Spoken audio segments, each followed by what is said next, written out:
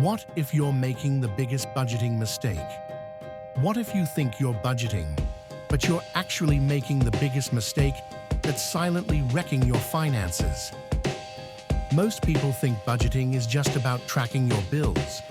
But what about everything else? Emergencies, savings, or even enjoying life?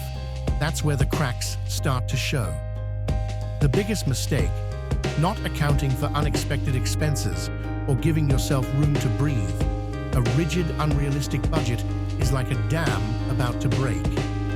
This mistake doesn't just throw off your budget.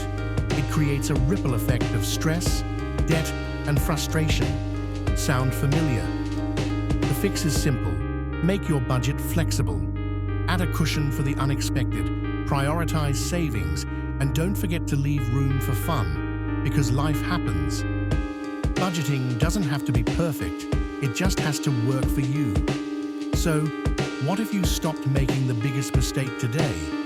Your future self will thank you. Review your budget now and make it flexible.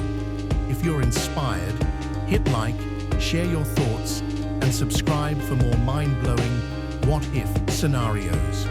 Together, we can dream big and make a difference. Start small and stay consistent.